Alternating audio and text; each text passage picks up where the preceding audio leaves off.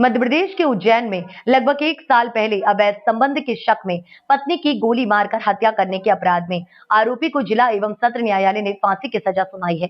लंबे समय के बाद ये पहला ऐसा मामला है जब उज्जैन जिला कोर्ट ने किसी अपराध में आरोपी को मृत्युदंड की सजा सुनाई है। दरअसल 1 साल पहले उज्जैन के नागझीरी क्षेत्र में एक आदतन बदमाश ने अपनी पत्नी की ही गोली मारकर हत्या कर दी थी। पुलिस के अनुसार आदर्श नगर नागझीरी निवासी वाहिद लाला ने अपनी पत्नी सजीदा बी को अवैध संबंधों के कारण गोली मार दी थी। इससे महिला की मौत होती। आरोपी वाहिद लाला हत्या के मामले में कुछ सालों से जेल में बंद था। इस दौरान उसकी पत्नी की किसी अन्य व्यक्ति से संबंध होने की जानकारी लगने पर वाहिद ने अपनी पत्नी की गोली मारकर हत्या कर दी थी। इसके बाद उसने अपने दोस्त छंगा को फोन कर गोली कांड की जानकारी दी। वाहिद ने अपने दोस्त छंगा को फोन कर बताया उसने अपनी पत्नी की गोली मारकर हत्या कर दी थी। न्यायालय ने आरोपी को साक्ष्य के आधार पर दोषी मानते हुए उसे फांसी पर लटकाए जाने का फैसला सुनाया। उज्जैन में संभवतः लंबे समय के बाद पहला फैसला होगा जिसमें आरोपी को सजाए मौत का कठोर दंड दिया गया है।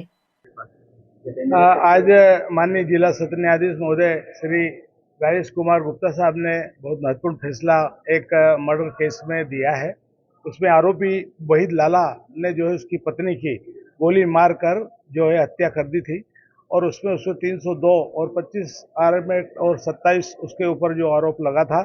और सबसे बड़ी बात यह रही कि माननीय न्यायालय द्वारा बहुत त्वरित रूप से साक्ष्यों की किसी भी प्रकार से कोई कोताही न बरतते हुए सारा मामला जो है त्वरित रूप से सुनवाई करते हुए 1 वर्ष के अंदर आरोपी को फांसी की सजा दी गई है।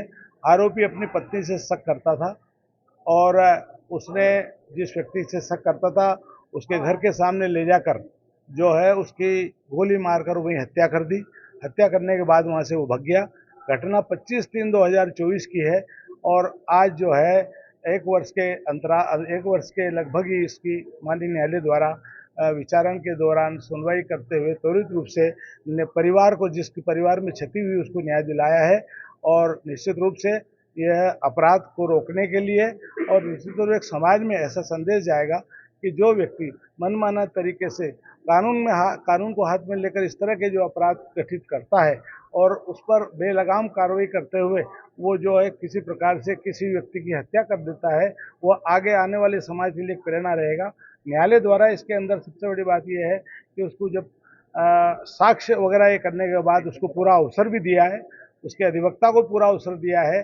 साक्ष्य के समय भी उसको इस तरह से ऐसा कुछ भी नहीं, उसको पूरा अवसर दिया है उसका पक्ष रखने का।